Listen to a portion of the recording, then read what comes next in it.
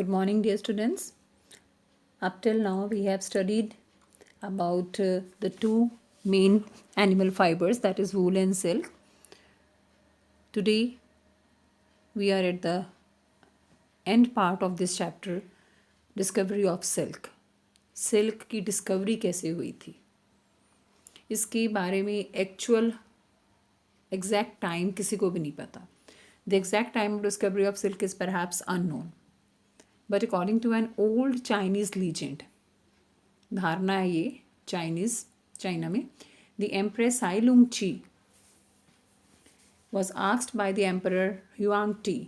सम्राट Huang T ने अपनी एम्प्रेस से बोला, अपनी रानी से बोला, साई लुंग ची से, भी तुम कारण फाइंड करो कि मेरे बाग में जो ये मलबरी ट्रीज लगे हैं, इन पत्तों को कौन खा रहा है, ये डैमेज हो रहे हैं.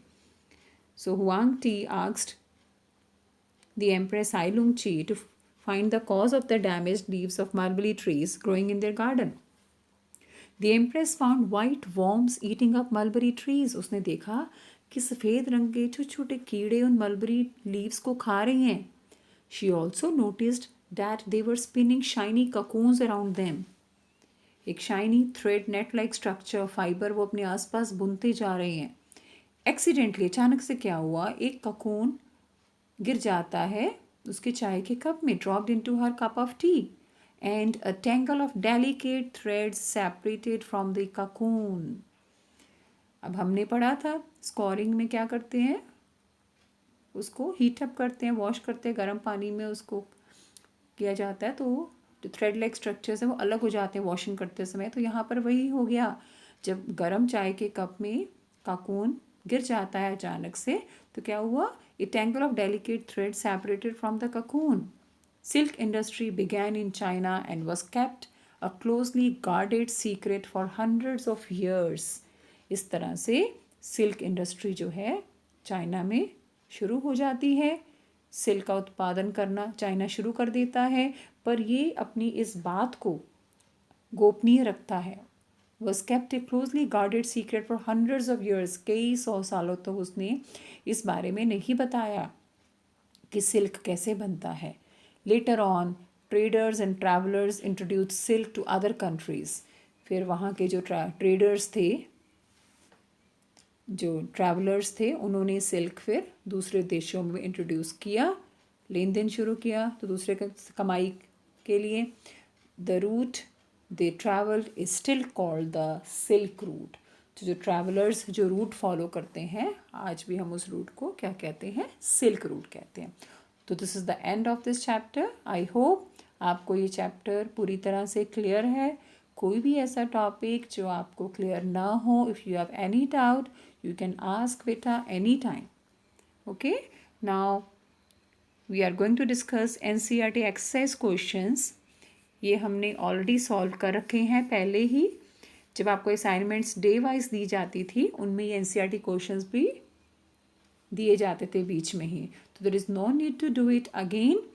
आप एक बार अपनी एक्सरसाइज खुद देखें कि उसमें क्या है. अगर आपको कोई डाउट है you can ask.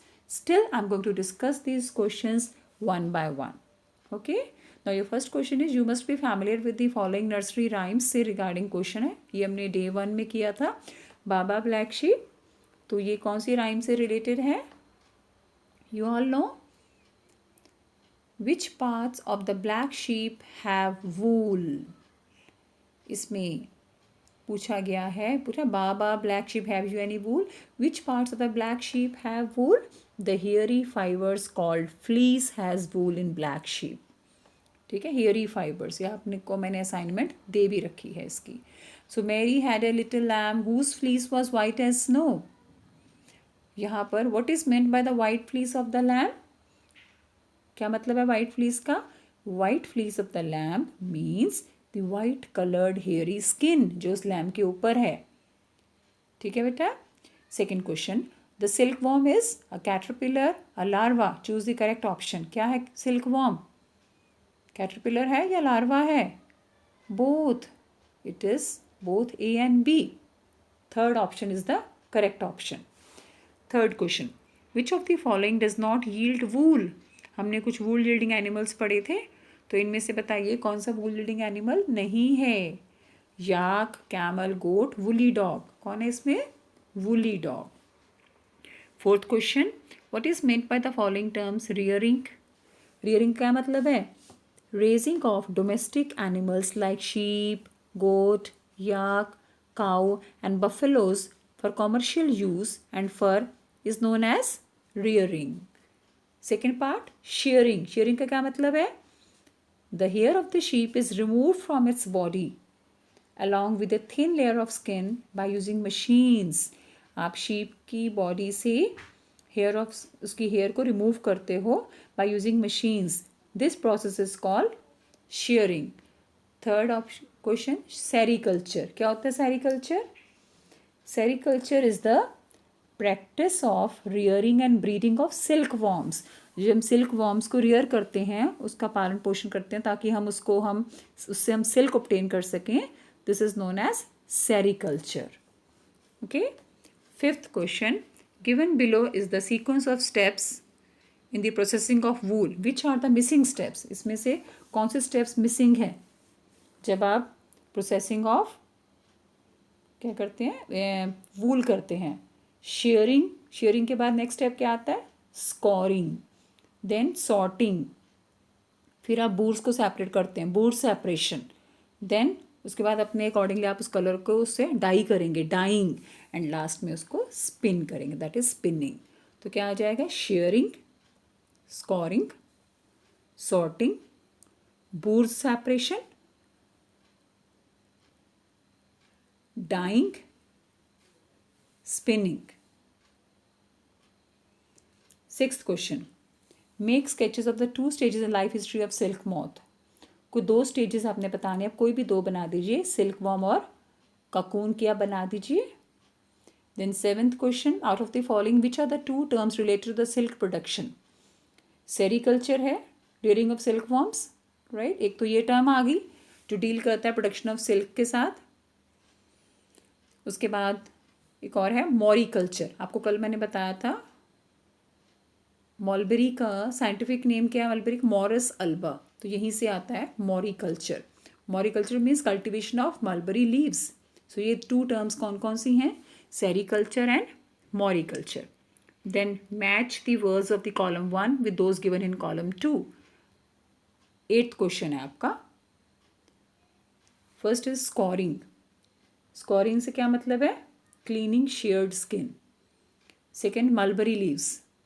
Mulberry leaves क्या है? ये food of silk worm. Third is yak, it is wool yielding animal. Fourth is cocoon. Cocoon क्या है? Yields silk fibres, right. Then last question, it is a crossword puzzle, right. First is thorough washing. अब thorough washing किसको करते हैं? It is 1D में, आप देख सकते हैं वर्टिकली नीचे 1D में थॉरो वॉशिंग जब आप करते हैं उसको क्या बोलते हैं? Score, SCOUR। देन 2D में एनिमल फाइबर। एनिमल फाइबर कौन सा है? That is silk, SILK। Then 3D में long thread like structures. Long thread like structures क्या है? Fibre, FIBRE। And then 1A keeps warm. कौन आपको वार्म रखता है ठंड में, सर्दियों में? वूल, WOOL। देन 2A में its leaves are eaten by silk worms. कौन खाता है लीव्स को? इट्स लीव्स, किन के पत्तों को सिल्क वॉर्म खाता है? Mulberry, MULBERRY। Then 3rd A में hatches from egg of moth. कौन निकलता है हैच? कौन क्या निकलता है जब हैच होता है एग? Caterpillar, CATERPILLAR। तो this is all about your exercise question. It is complete. आपने ऑलरेडी पहले से कर रखे हैं तो दोबारा इसको करने की ज़रूरत नहीं है। So if you have any doubt regarding any question, any topic, you can ask. It's all about today. Thank you.